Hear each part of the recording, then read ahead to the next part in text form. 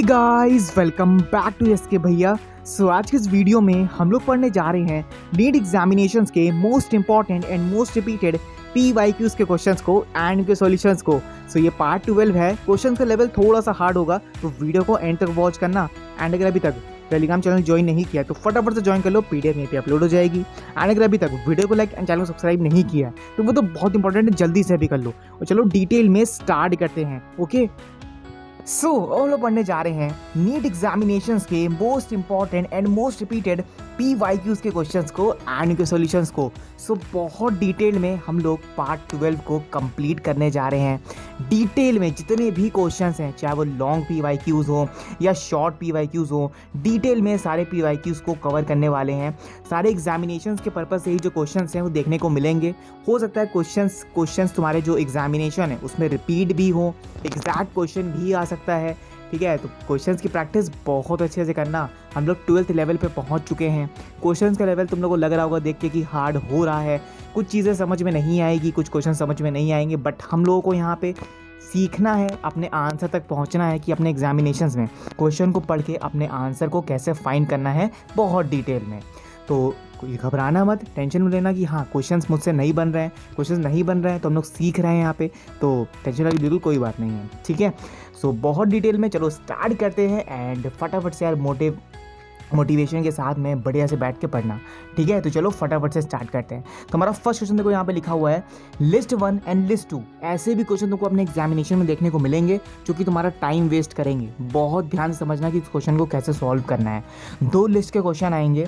एक लिस्ट में तुम्हारा ये दिया होगा, एक लिस्ट 1 में पूरी लिस्ट दी गई होगी और तुमको मैच करना है कि बताओ इनमें से कौन सा जो ऑप्शन है वो एग्जैक्ट मैच कर रहा है। ठीक है, तुमसे बताया गया कि तुमको दिया गया एक टॉर्क है, तुम्हारा एंगुलर मोमेंटम है, स्टेफेंस कांस्टेंट है और वेन कांस्टेंट है। अब तुम ये देखो कि तुमने क्या क्या चीज़ें डिटेल में पढ़ रखी हैं। भाई नीट एग्जामिनेशन है तो तुमको बहुत डेप्थ में पता होना चाहिए हर चीज़, कि हाँ छोटे छोटे टॉपिक भी अगर है तो बहुत डीप में उसकी एनालिसिस करनी होनी चाहिए। ठीक है, अब देखो मान लो तुमको ये C ऑप्शन और ये 4th ऑप्शन तुमको नहीं पता, इसको कट कर देते हैं। ठीक है, कट कर देते हैं।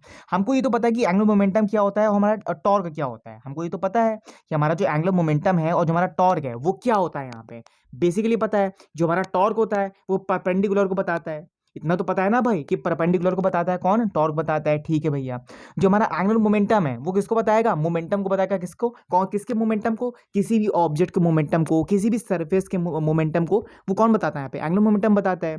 ठीक है, अब देखो अपने ऑप्शंस में आ जाओ, जो हमारे ऑप्शंस लिखे हुए हैं इसमें आ जाओ। अब इसमें मैच करो कि हमारा जो टॉर्क है वो किस चीज को रिप्रेजेंट कर रहा है। देखो टॉर्क जो सबसे पहले लिखा हुआ है हमारा MLT2 और T की पावर में -1, यानी MLT2 और T-1। देखो पहला ही ऑप्शन लिखा हुआ है हमारा टॉर्क का। टॉर्क हमेशा याद रखो कि टॉर्क की जो वैल्यू होती है, इस टॉर्क की जो डायमेंशन होगी वो ये होगी कि अगर तुम्हारा M लिखा है और L की पावर में, जैसे मान लो ये M लिखा, इसकी पावर में 2 लिखा है और T की पावर -1 लिखा है, तो ये किसकी हो जाएगा तुम्हारा, इसकी डायमेंशन है, ये टॉर्क की डायमेंशन है। किसकी डायमेंशन है, टॉर्क की डायमेंशन है यहाँ पे। अब तुमसे पूछा जाए कि एंगुलर मोमेंटम की डायरेक्शन, मानो तुमको टॉर्क ही नहीं पता। वैसे टॉर्क की बहुत इजी होती है, टॉर्क की जो डायमेंशन है ना वो बहुत इजी होती है। एंगुलर मोमेंटम पे आ जाओ, जो तुम्हारा एंगुलर मोमेंटम है अब वो तुमसे कह रहा है कि हमको इसकी डायमेंशन बता दो। ठीक है, अब देखो कि जो हमारा एंगुलर मोमेंटम उसकी डायमेंशन क्या लिखी हुई है, उसकी जो डायमेंशन है वो क्या लिखी हुई है। देखो यहाँ पे एक सेकंड रुकना। यहाँ पे हमारा जो MLT2 है, यहाँ पे क्या हो जाएगा, T की पावर में 2 सही लिखा है हमारा, लेकिन यहाँ पे -2 हो जाएगा। याद रखो टॉर्क में क्या हो जाएगा, -2 हो जाएगा। यहाँ पे क्या हो जाएगा, -2 हो जाएगा। जब टॉर्क में -2 हो जाएगा, सिर्फ एंगुलर मोमेंटम में सिर्फ एक चीज का डिफरेंस है, एक चीज का डिफरेंस है बस, वहां पे -1 हो जाएगा। जो हमारा टाइम है ना, यानी जो हमारा टाइम है, एग्जैक्ट जो हमारा टाइम लिखा हुआ है, इसमें क्या हो जाएगा, बस -1 हो जाएगा, यानी T की पावर -1 हो जाएगा। देखो कहाँ लिखा हुआ है, देखो ऑप्शन नंबर A में लिखा हुआ है। एंगुलर मोमेंटम का यहाँ पे डायमेंशन क्या हो जाएगा, ML2 और T-1 हो जाएगा। तो ये क्या हो जाएगा, हमारा एंगुलर मोमेंटम हो जाएगा। तो देखो A यानी तुम्हारा जो टॉर्क है उसका सेकंड वाला ऑप्शन है, एंड जो हमारा जो सेकंड है उसका फर्स्ट वाला ऑप्शन है। देखो कहाँ लिखा हुआ है, देखो बी ऑप्शन लिखा है क्या, सेकंड नहीं लिखा हुआ है। देखो ए में लिखा हुआ है क्या, हाँ देखो लिखा हुआ है भैया, यहाँ पे ए का सेकंड ऑप्शन लिखा हुआ है और बी का देखो फर्स्ट ऑप्शन लिखा हुआ है, तो इसको छोड़ देते हैं, अभी छोड़ देते हैं। डी में आ जाओ, देखो डी में लिखा हुआ है क्या, ए का नहीं लिखा हुआ है, काट दो फटाफट से। देखो हमको 2 ऑप्शंस मिल गए और हमने 2 ऑप्शंस को एलिमिनेट कर दिया यहाँ पे कि अपने 2 आंसर तक हम पहुंच सके। ठीक है, अब वापस आ जाओ थर्ड में। अब थर्ड में तुमसे कहा गया है कि स्टेफेंस कांस्टेंट बताओ। अब भैया हमको तो पता ही नहीं स्टेफेंस कांस्टेंट होता है, मान लो तुमको नहीं पता, तुमको आता ही नहीं कि स्टेफेंस कांस्टेंट तुमने पहली बार देखा है, ठीक है। अब ये याद रखो कि जब भी कोई कांस्टेंट वाली बात आएगी, जब भी कोई कांस्टेंट टर्म होगा ना, वो टर्म डिफाइन करेगा किसको, वो जो टर्म होगा ना वो किसको डिफाइन करेगा, यहाँ पे किसको डिफाइन करेगा, सीधे सीधे एल के को डिफाइन करेगा। यानी हमारा जो एल और जो हमारा टी होगा सिर्फ उसको डिफाइन करेगा, एम को डिफाइन नहीं करेगा, यानी मास को डिफाइन ही नहीं करेगा। देखो कहाँ लिखा हुआ है, हमारा जो कांस्टेंट है वो मास को डिफाइन ही नहीं करेगा। भैया कहाँ लिखा हुआ है, देखो सी ऑप्शन में लिखा हुआ है। कहाँ लिखा हुआ है, देखो सी ऑप्शन में लिखा हुआ है, सी ऑप्शन नहीं, फोर्थ ऑप्शन लिखा हुआ है, नॉट एक सेकंड ना, देखो डी ऑप्शन में लिखा हुआ है। कहाँ लिखा हुआ है, देखो डी ऑप्शन में, कहाँ लिखा हुआ है, देखो डी ऑप्शन में लिखा हुआ है। तो देखो सी का डी ऑप्शन, देखो कहाँ लिखा है, पहले वाले ऑप्शन में लिखा है। सी का देखो डी ऑप्शन लिखा है, नहीं लिखा है, इसको भी कर दो। देखो फर्स्ट ऑप्शन यहाँ पे करेक्ट हो जाएगा। देखो कुछ चीज़ें प्रॉब्लम क्रिएट करेंगी, जैसे मुझे देखो मुझे बोलने में प्रॉब्लम हुई, कहाँ प्रॉब्लम हुई भैया, देखो यहाँ पे मैंने जब तुमने आंसर को फाइंड किया ना तो तुमको वहाँ पे थोड़ी सी कंफ्यूजन हुई। ऐसे ही तुमको अपने एग्जामिनेशन में भी लगेगा, बट टेंशन नहीं लेना, टेंशन लेना ही नहीं है कि भैया हाँ गलत हो रहा है, गलत हो रहा है, हम सीखेंगे ना यहाँ पे, भाई गलत होगा हम सीखेंगे, यहाँ पे सीखेंगे तो अपने एग्जामिनेशन में करेक्ट करेंगे ना। तो भाई देखो यहाँ पे फर्स्ट जो हमारा ऑप्शन है, एग्जैक्ट जो हमारा फर्स्ट ऑप्शन है वो क्या हो जाएगा, हमारा एब्सोल्यूट करेक्ट हो जाएगा। शिफ्ट 2 में पूछा गया है ये, ठीक है, 2022 में 2021 में, तो हो सकता है तुम्हारे एग्जामिनेशन में आए, तो टेंशन मत लेना। पहले लिस्ट 1 को पढ़ना, लिस्ट 1 में से जो तुमको ईजी लगे, जैसे मान लो टॉर्क तुमको ईजी लगता है तो तुमने टॉर्क उठाया, फिर टॉर्क की डायमेंशन देखी कहाँ लिखी हुई है, तुमने फटाक से मार्क कर दिया, ठीक है, उसके बाद तुमने आंसर तक पहुंच गए अपने, ठीक है। समझ में आ रहा है, पहला क्वेश्चन था इसलिए ज़्यादा मैंने टाइम लगाया है। अब जो हमारा क्वेश्चन आएगा उसमें जल्दी क्वेश्चंस करेंगे, ठीक है। देखो क्वेश्चन नंबर 2 लिखा हुआ है, given the statement regarding the projectile motion, ठीक है, हमको बताना है कि इन दो स्टेटमेंट में से प्रोजेक्टाइल मोशन हमारा कौन सा होगा। स्टेटमेंट 1 लिखा हुआ है हमारा यहाँ पे, for a given initial velocity, भाई देखो ये सारे क्वेश्चन तुम लोग को पता होगा ना भाई, सब क्वेश्चन मैंने टिक बता दिया है, स्टेटमेंट 1 कैसे करना है, स्टेटमेंट 2 कैसे करना है, तो क्वेश्चन को जल्दी सॉल्व करेंगे यहाँ पे रैपिड फायर मोड में, ठीक है, अच्छे से समझना।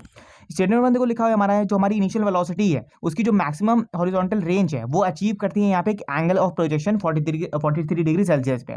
हमसे ये कहा जा रहा है, कि हमसे ये चीज करती है, ठीक है, बढ़िया बात कही जा रही है, हमसे करेक्ट कहा जा रहा है, लेकिन रीजन में आते हैं, स्टेटमेंट नंबर 2 पे आते हैं।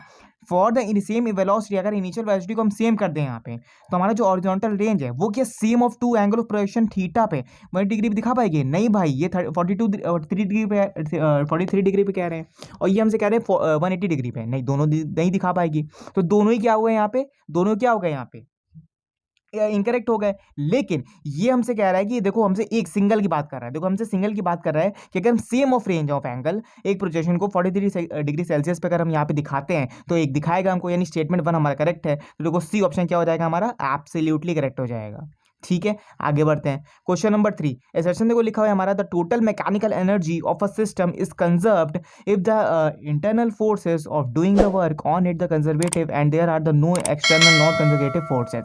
इतनी बड़ी डेफिनेशन में को ये लिखा गया है कि अगर हम टोटल मैकेनिकल एनर्जी को एक सिस्टम में कंजर्व करते हैं, उसकी जो इनिशियल फोर्सेज हैं, यानी अंदर की तरफ जो फोर्सेस क्रिएट होंगी, जितना वर्क लगा फोर्सेस को क्रिएट होने में, अगर उसको हम कंजर्व कर दें, किस में कंजर्व कर दें, उसी सोर्स ऑफ एनर्जी में कंजर्व कर दें, तो कोई भी एक एक्सटर्नल जो चार्ज होगा, कोई भी एक्सटर्नल जो फोर्स होगा, क्या वो नॉन कंजर्वेटिव फोर्स दिखाएगा, बिल्कुल दिखाएगा, बिल्कुल दिखाएगा ना भाई, क्योंकि एक्सटर्नल की तरफ फोर्स लग रहा है और एक अंतर की तरफ भी फोर्स है, तो वो चीज दिखाएगी हमको।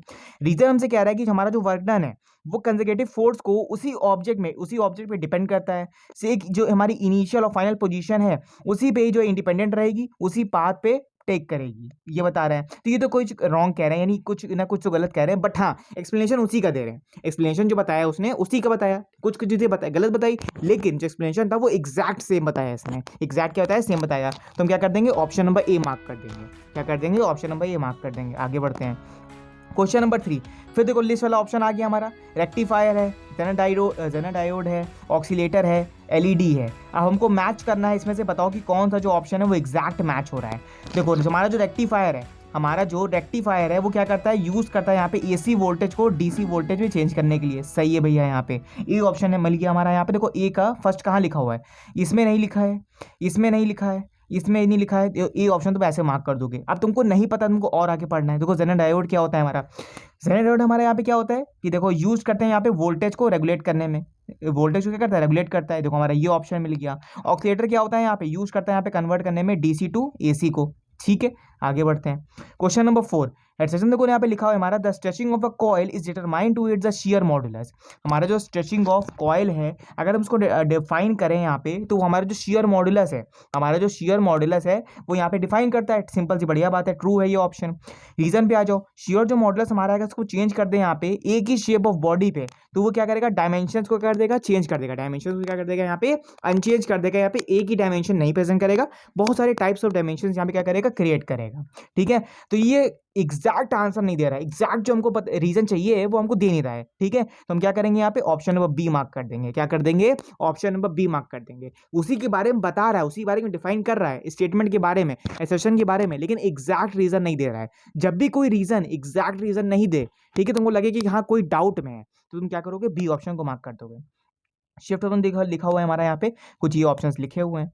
आगे बढ़ते हैं, question number 5, given below are the two statements. Statement 1 लिखा है हमारे यहाँ पे, in a capillary tube water rises to certain height.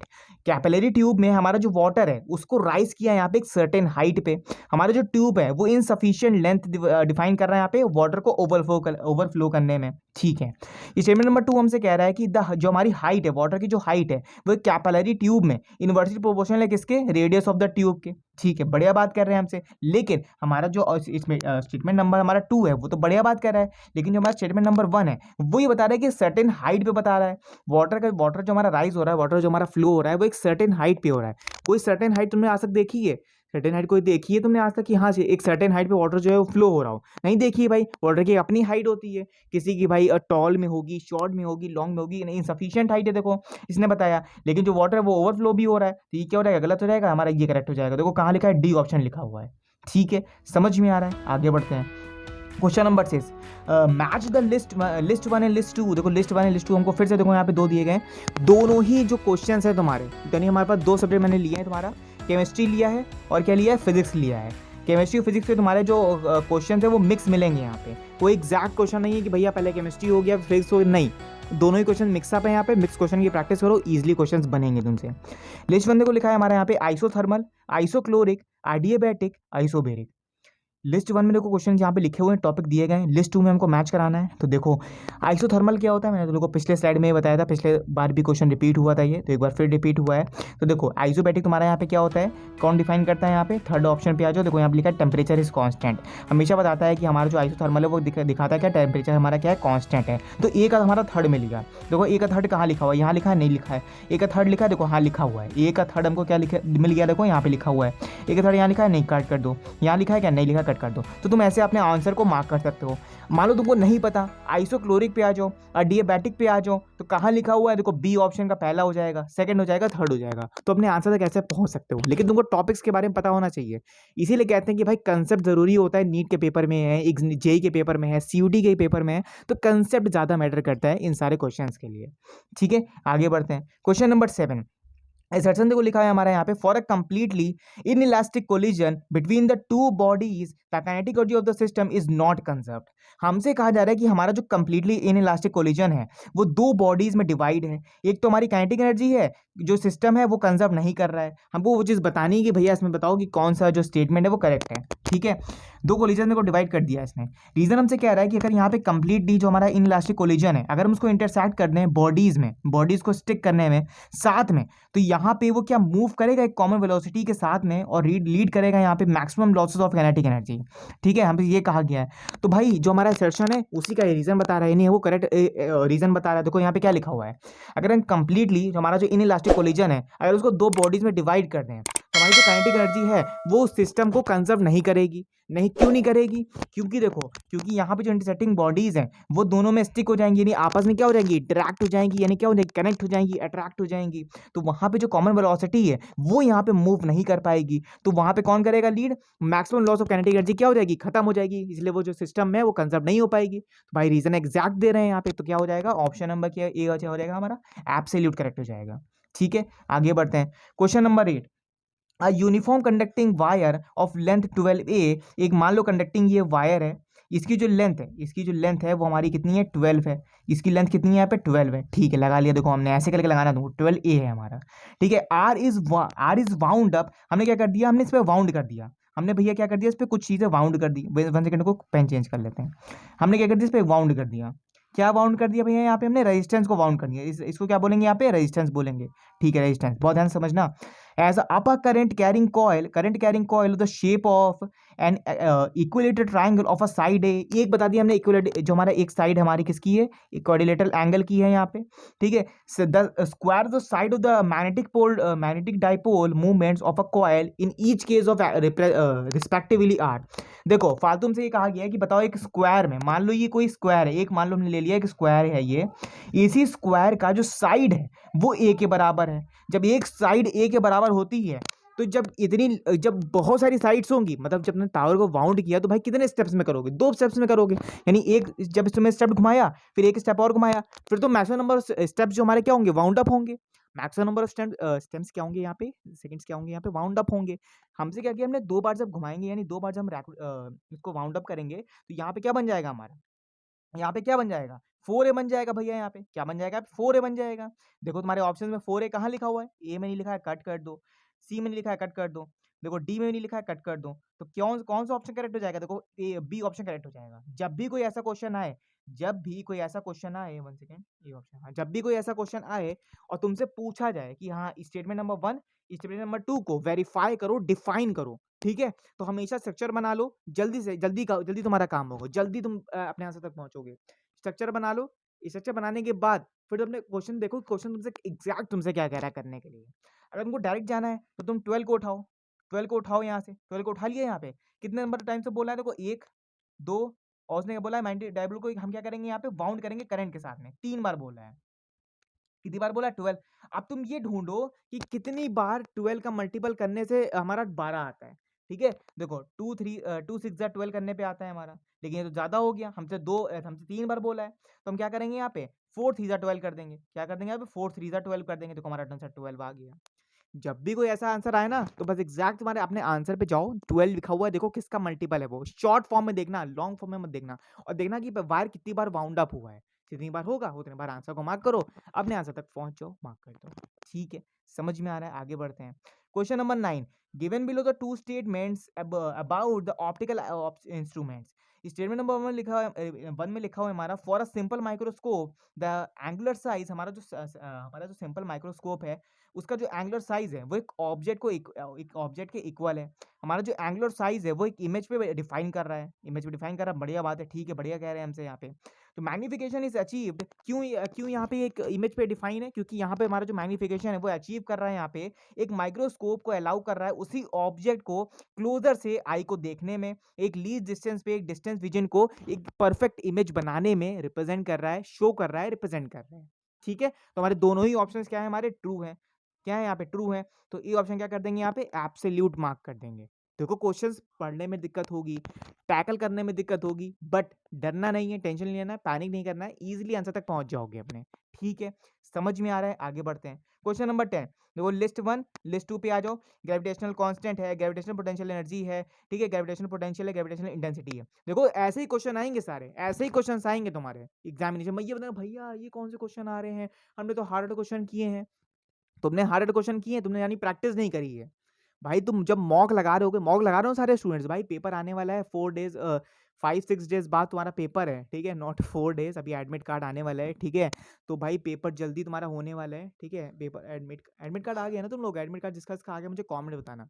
जिसका इसका एडमिट कार्ड आ गया है मुझे कमेंट करना कि भैया हमारा एडमिट कार्ड आ गया है और तुम्हारा एग्जामिनेशन किस दिन है, ठीक है। वैसे तो 3 को तुम्हारा जो एग्जामिनेशन है वो कंडक्ट किया गया है, ठीक है, बट तुम लोग मुझे कमेंट करना। और हाँ, एग्जामिनेशन में ऐसे ही क्वेश्चन तुमको देखने को मिलेंगे, कोई ऊपर नीचे क्वेश्चंस नहीं होंगे, ऐसे ही पैटर्न रहेगा, ऐसे ही कंसेप्ट रहेंगे।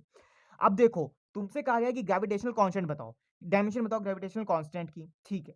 अब तुमको नहीं पता, मान लो तुमको नहीं पता, तुम स्किप कर दोगे, ठीक है, स्किप कर दिया तुमने। ग्रेविटेशनल पोटेंशियल एनर्जी क्या होता है, अब भैया तुमको ग्रेविटेशनल नहीं पता, ग्रेविटेशनल का तुमको अगर डायमेंशन नहीं पता, तुमको पोटेंशियल एनर्जी को पता है कि भैया क्या होता है पोटेंशियल एनर्जी का, वो तो तुमको पता है ना क्या होता है। क्या होता है यहाँ पे, जो हमारा पोटेंशियल एनर्जी वो किसको डिफाइन करता है भैया। तो देखो यहाँ पे क्या करेगा, ML2 हमारा जो बी, हमारा जो फोर्थ ऑप्शन है उसको डिफाइन करेगा। वहीं हमारा जो सेकंड का फोर्थ ऑप्शन है वो कौन डिफाइन करेगा, यहाँ पे पोटेंशियल एनर्जी डिफाइन करेगी। हमेशा याद रखो जब भी ग्रेविटेशनल का पोटेंशियल एनर्जी होती है वो L2 और T-2 को डिफाइन करती है, L2 और T-2 को डिफाइन करती है। तो यहाँ पे कौन सा ऑप्शन करेक्ट हो जाएगा हमारा, यानी हमारा 2 का फोर्थ ऑप्शन है। देखो 2 का फोर्थ ऑप्शन कहाँ लिखा है, देखो यहाँ लिखा हुआ है, यहाँ लिखा हुआ है, यहाँ नहीं लिखा है और यहाँ भी नहीं लिखा हुआ है। देखो ऐसे ऑप्शंस में तुमको पैनिक नहीं करना है, रुक जाना है। अब तुमको पता करना है कि हमारा जो ग्रेविटेशनल पोटेंशियल है उसका यहाँ पे डायमेंशन क्या होने वाला है। ग्रेविटेशनल जो पोटेंशियल हमारा है उसका डायमेंशन यहाँ पे क्या होने वाला है, चलो देखते हैं। अब देखो यहाँ पे हमसे कह रहा है कि यहाँ पे बताओ कि ग्रेविटेशनल पोटेंशियल है उसका यहाँ पे ऑप्शन क्या होने वाला है। तो याद रखो जब भी हमसे सिर्फ पोटेंशियल आ जाए तो सिर्फ यहाँ पे क्या होगा, एल एम हट जाएगा, बाकी L2 और T-2 हो जाएगा। यानी ए ऑप्शन देखो लिखा हुआ है हमारा L2 और T-2, यानी देखो ए ऑप्शन लिखा हुआ है हमारा। अब देखो सी का ऑप्शन कहाँ लिखा हुआ है, देखो ए ऑप्शन में लिखा हुआ है, बी में भी नहीं है, कट कर दो। हमारा क्या हो जाएगा, ए ऑप्शन यहाँ पे एब्सोल्युटली करेक्ट हो जाएगा यहाँ पे। तो यहाँ पे ऐसे आंसर तक पहुँच सकते हो। तो ऐसे अपने आंसर तक पहुँच सकते हो, आंसर को फाइंड कर सकते हो बहुत ही ईजिली, कोई टेंशन वाली बात नहीं होगी। तो ए ऑप्शन तुम्हारा यहाँ पे क्या है, एब्सोल्युटली करेक्ट है। बट उसके लिए तुमको डायमेंशन याद करना इंपॉर्टेंट है।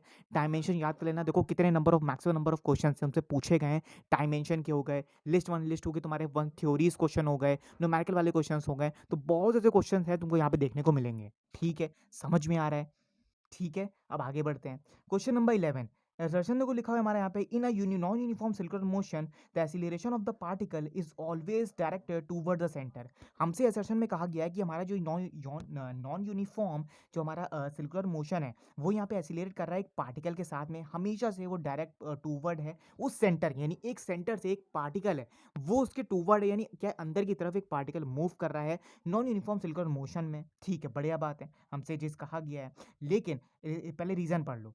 A particle moving a non-uniform circular motion processes both the centripetal and the tangential acceleration। देखो हमसे करेक्ट बात रीजन कह रहा है कि हमारा जो पार्टिकल है वो मूव कर रहा है एक सर्कुलर मोशन में, लेकिन वो सेंट्रीपिटल फोर्स और टेंजेंशियल एक्सीलरेटर, यानी जो हमारा सेंट्रीपिटल फोर्स है और जो हमारा टेंजेंशियल फोर्स है वो यहाँ पे क्या कर रहा है, इन दोनों फोर्सेस के साथ में एक्सीलरेट कर रहा है, बढ़ रहा है, मूव कर रहा है। तो रीजन तो हमारा करेक्ट एक्सप्लेनेशन दे रहा है, लेकिन जो हमारा जो असर्शन है वो करेक्ट एक्सप्लेनेशन नहीं दे रहा है यहाँ पे। तो हम क्या करेंगे, ए ऑप्शन को यानी असर्शन जो है उसको कट कर देंगे। तो हमारा जो डी ऑप्शन है वो यहाँ पे एब्सोल्युटली करेक्ट हो जाएगा। यहाँ पे हमारा जो नीट का शिफ्ट नंबर 4 है उसमें जो क्वेश्चन है वो यहाँ पे पूछा गया है। ठीक है, यहाँ पे क्या हो जाएगा, हमारा जो डी ऑप्शन है वो एब्सोल्युटली करेक्ट हो जाएगा। ठीक है, आगे बढ़ते हैं। Question number 12, 2 point of charges, मतलब मान लो तुम्हारा एक चार्ज ये है और एक चार्ज तुम्हारा यहाँ पे ये है। देखो क्वेश्चन सारे रिपीट भी हो रहे हैं, तुम्हारे रिपीट इसलिए हो रहे हैं कि तुम अच्छे से प्रैक्टिस कर सको सारे क्वेश्चंस की। जिसने प्रीवियस सेशंस नहीं देखे हैं तो इस बार सेशंस में वीडियोस की प्रैक्टिस कर लो।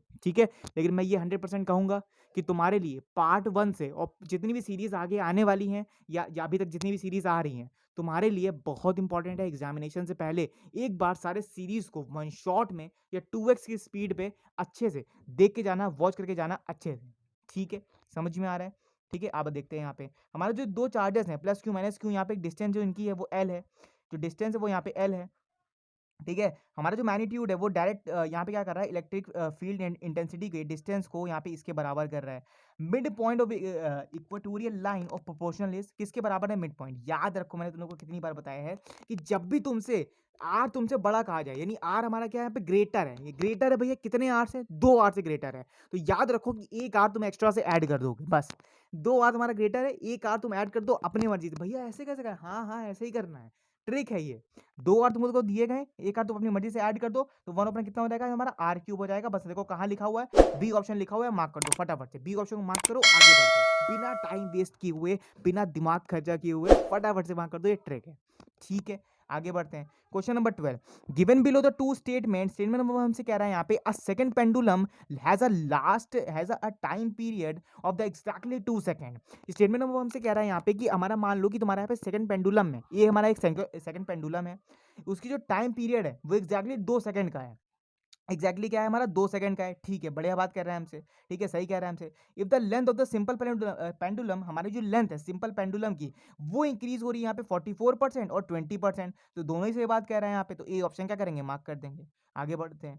क्वेश्चन नंबर 14, देखो हमसे क्या जा रहा है, लिस्ट 1 एंड लिस्ट 2 कही जा रही है हमसे। इंटरफेरेंस है, डिफ्रैक्शन है, पोलराइजेशन है, रिजॉल्विंग पावर है। देखो इंटरफेरेंस क्या होता है भैया, यहाँ पे हमारा जो इंटरफेरेंस होता है वो क्या कर देता है, सुपर पोजिशन दिखाता है इसकी वेव्स की और 2 करंट सोर्सेज की। तो एक सेकंड देखो कहाँ लिखा है, देखो यहाँ लिखा हुआ है, यहाँ नहीं लिखा है, एक सेकंड यहाँ नहीं लिखा हुआ है, एक सेकंड यहाँ नहीं लिखा है, तो ए ऑप्शन मार्क कर देंगे। फटाफट से आगे बढ़ते हैं। क्वेश्चन नंबर 15, एसर्शन को लिखा है हमारा यहाँ पे, the photo electrons produce by a monochromic light beam incident on a metal surface has as a spread in the other kinetic energies. जो फोटो इलेक्ट्रॉन्स वो प्रोड्यूस हो रहे हैं हमारे यहाँ पे मोनोक्रोमिक लाइट के साथ में बीप कर रहे हैं, यानी फोर्स के साथ में मूव कर रहे हैं, वो इंसिडेंट करने किस पे, मेटल की सरफेस पे।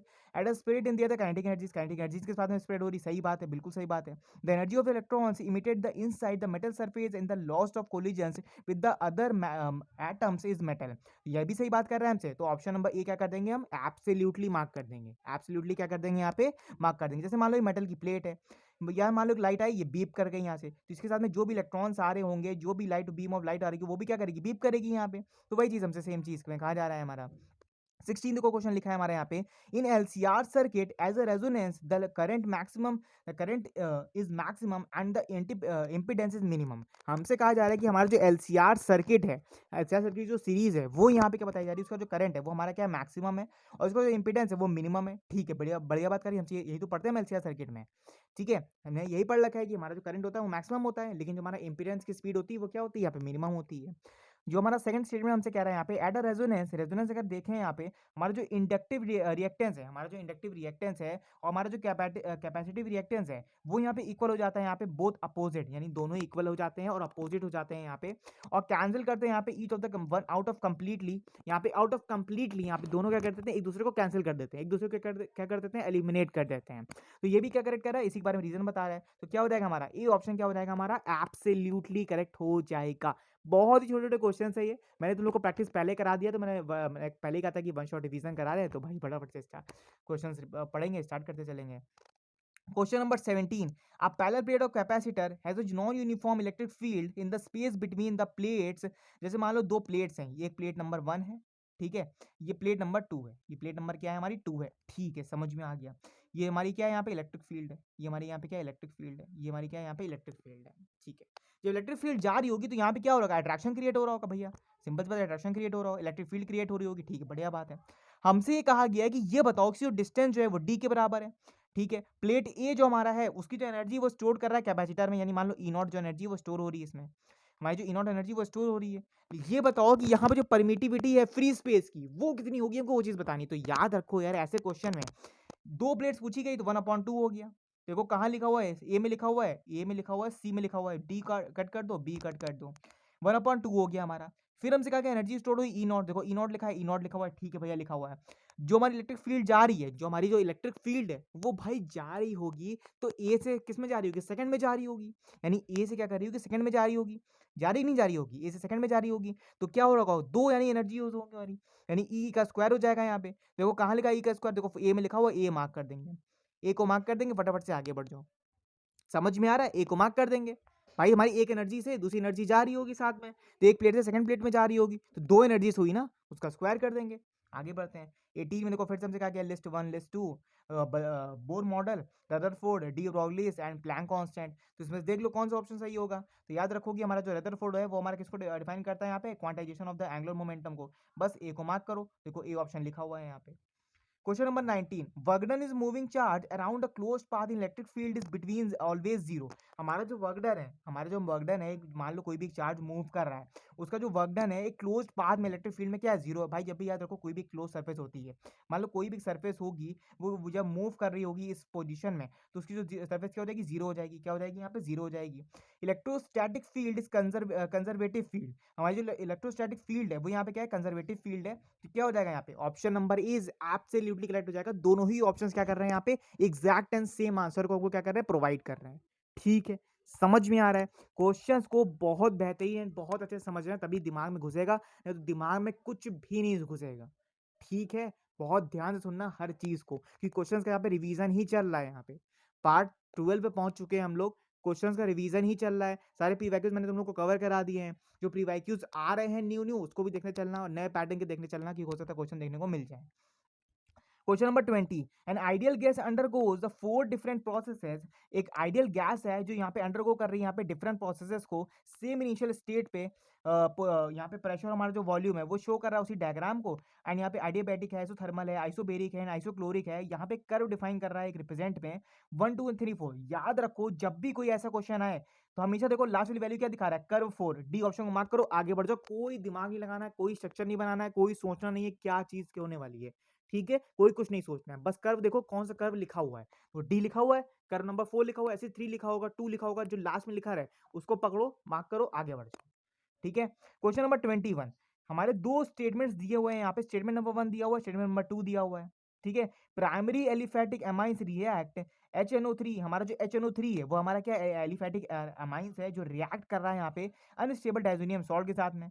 क्या कर रहा है, बढ़िया बात है, बढ़िया बात है कि नहीं बात है भाई, ये सही बता रहा है हमको। लेकिन एक चीज और देख लो यहाँ पे, जब हमारा HNO2 दिया हुआ है, अगर यहाँ पे ये एलिफेटिक प्राइमरी अमाइन अगर रिएक्ट करेगा यहाँ पे अनस्टेबल डायजोनियम सॉल्ट के साथ में, तो यहाँ पे ये क्या करेगा, यहाँ पे ये क्या करेगा भाई, यहाँ पे रिएक्ट अच्छे से कर नहीं पाएगा, रिएक्ट तो करेगा लेकिन डायजोनियम सॉल्ट दोबारा नहीं देगा। और उसने क्या है कि अनस्टेबल होना चाहिए, अनस्टेबल होना चाहिए, लेकिन ये तो गलत हो गया, ये क्या हो गया हमारा, गलत हो गया। ठीक है, बी ऑप्शन पे आ जाओ, स्टेटमेंट नंबर 2 पे आ जाओ, primary aromatic amines react with the HNO3 to form the diazonium salt which has a stable of the 300 degree kelvin. अगर देखो पहले वाले अनस्टेबल कहा था, इसमें कहा स्टेबल होना चाहिए, लेकिन इन्होंने कहा कि 300 डिग्री सेल्सियस पे, भाई 300 डिग्री सेल्सियस पे गर्म करोगे तो भाई वो पूरा उड़ जाएगा, वो तो नमक पूरा उड़ जाएगा ना, उड़ जाएगा नहीं उड़ जाएगा, N2Cl पूरा उड़ जाएगा, तो ये भी गलत बता रहा है। तो देखो सी ऑप्शन कहाँ लिखा हुआ है, यानी क्या लिखा हुआ है, statement one is correct and statement 2 is incorrect. समझ में आ रहा है, यहाँ पे क्या हो जाएगा, स्टेटमेंट 1 इज करेक्ट और स्टेटमेंट 2 इज इनकरेक्ट। भाई जो बी में गर्म करोगे वो तो पूरा उड़ गया, लेकिन इसने कहा कि यहाँ पे अनस्टेबल रहेगा, तो ये क्या हो जाएगा हमारा, करेक्ट हो जाएगा, ये क्या हो जाएगा, करेक्ट हो जाएगा, और स्टेटमेंट 2 क्या हो जाएगा, इनकरेक्ट हो जाएगा। भाई इनकरेक्ट हो जाएगा नहीं हो जाएगा, क्योंकि पहले में भाई कुछ तो चीज़ बचेगी ना, कुछ स्टेबिलिटी बचेगी ना, लेकिन दूसरे में तो सब उड़ जाएगा जब गर्म करेंगे, तो ये करेक्ट हो जाएगा हमारा यहाँ पे। क्वेश्चन नंबर 22 हमसे कह रहा है, देखो लिस्ट 1 एंड लिस्ट 2। लिस्ट 1 में हमसे कहा गया है जितने भी हमारे कॉम्प्लेक्स हैं हमको वो चीज़ दिया गया है। लिस्ट 2 में हमसे कहा गया है कि हमारी जो मैग्नेटिक प्रॉपर्टी है हमको वो चीज़ बताई गई है, यहाँ पे ये बताना है। अब हमको एग्जैक्ट मैच करना है कि कौन सी यहाँ पे प्रॉपर्टीज डिफाइन हो रही है। हमारा जो ए ऑप्शन लिखा है हमारा यहाँ पे FeCN6 और 4 माइनस, हमारा जो ए ऑप्शन लिखा है हमारा वो साइनेट के बारे में बता रहा है, लिगेंड के बारे में डिफाइन कर रहा है यहाँ पे 4 माइनस में। ठीक है, ए ऑप्शन से लिगेंड के बारे में बता रहा है। अब देखो कि ए ऑप्शन में कौन सा ऑप्शन ऐसा लिखा हुआ है जो एग्जैक्ट आंसर हमको रिप्रेजेंट कर रहा है। ठीक है, देखो ये हमारा क्या है, डायमैग्नेटिक भी है। भैया डायमैग्नेटिक आपने कैसे पहचाना, देखो जब भी कोई 6 वैलेंसी आ जाए, जब भी कोई 6 इलेक्ट्रॉन आ जाए या 6 स्टेबिलिटी बता दे, तो हमेशा याद रखो कि वो ऑप्शन कैसा होगा, डायमैग्नेटिक होगा। कैसा होगा यहाँ पे, डायमैग्नेटिक होगा। तो देखो ए ऑप्शन देखो यहाँ पे क्या हो जाएगा, तो डी ऑप्शन लिखा है हमारा डायमैग्नेटिक, देखो यहाँ भी डायमैग्नेटिक लिखा हुआ है, यहाँ भी डायमैग्नेटिक लिखा हुआ है, तो इसको काट देते हैं, इसको क्या कर देते हैं, कट कर देते हैं, पहला ऑप्शन कट हो गया। और हमसे कहा जा रहा है कि ये बताओ भैया कि यहाँ पे हमारा जो CN बॉन्ड है और 4 माइनस लिखा हुआ है वो कौन से बॉन्ड को रिप्रेजेंट कर रहा है, कौन से बॉन्ड को प्रेफर कर रहा है। याद रखो जब भी कोई ऐसा इलेक्ट्रॉन आ जाए, यानी Fe के बारे में आ जाए, आयरन के बारे में आ जाए, ब्रोमीन के बारे में आ जाए, आयोडीन के बारे में आ जाए, तो हमेशा ये कैसे मॉलिक्यूल्स होते हैं, कैसे कंपाउंड्स होते हैं, ये इनर कंपाउंड्स होते हैं, ये बाहर नहीं होते हैं। जैसे मान लो ये बाहर लिखा है Fe के बारे में, फिर कोई सिंबल लिखा हुआ है या फिर कोई कंपाउंड लिखा हुआ है, तो ऐसे कंपाउंड जब भी कोई बाहर होंगे तो वो एग्जैक्ट गलत होते हैं। इन कंपाउंड को हमेशा अंदर होना पड़ेगा। क्यों अंदर होना पड़ेगा, इनकी जो स्टेबिलिटी होती है, वो वेरिएबल स्टेट में होती है। किस स्टेट में होती है, वेरिएबल स्टेट में होती है। ये सब ये सारे क्या है, वेरिएबल्स है ना, ये सारे क्या वेरिएबल्स हैं, तो ये वेरिएबल स्टेट में होती है, तो हमेशा क्या होंगे, ब्रैकेट ब्रैकेट के अंदर होंगे। तो देखो इनर कहाँ लिखा हुआ, देखो इनर देखो यहाँ लिखा है sp3 हैबिटेशन नहीं लिखा हुआ, अनपेयर्ड इलेक्ट्रॉन नहीं। देखो डी ऑप्शन तो मार्क कर दोगे। देखो ए का डी कहाँ लिखा हुआ है, ए ऑप्शन लिखा हुआ है, इसमें नहीं लिखा है। ए का डी नहीं लिखा है, का डी नहीं लिखा, तो ए ऑप्शन तो मार्क कर दोगे। ठीक है, समझ में आ रहा है। 23 असर्शन देखो हमसे कह रहा है यहाँ पे, in a particular point defect, एक पार्टिकुलर पॉइंट क्या करेगा, डिफेक्ट करेगा यहाँ पे एक आयोनिक सॉलिड इलेक्ट्रिकली न्यूट्रल को, जो कि यहाँ पे एक फ्यू ऑफ कैटायन है वो मिस कर देंगे यहाँ पे यूनिट सेल्स को, वो मिस कर देंगे किसको, यूनिट सेल्स को। ठीक है, बढ़िया बात है, हमसे बढ़िया बात कर रहे हैं।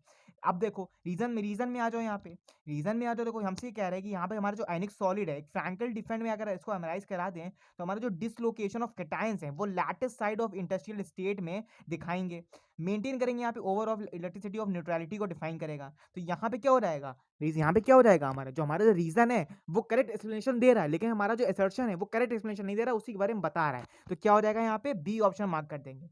बी ऑप्शन क्या कर देंगे यहाँ पे, एब्सोल्युटली मार्क कर देंगे। ठीक है, समझ में आ रहा है।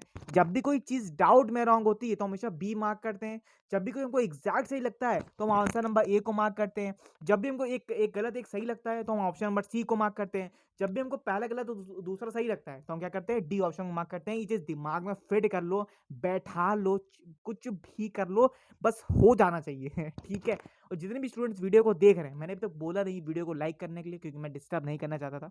ठीक है, बट अब बोल रहा हूँ ठीक है, ऑलमोस्ट एंड होने वाला है। ठीक है, तो वीडियो को लाइक नहीं किया तो वीडियो को लाइक करो, चैनल पे नए हो तो चैनल को सब्सक्राइब कर लो। ठीक है, और शेयर भी कर देना तुम लोग, मन करे तुम लोग तो।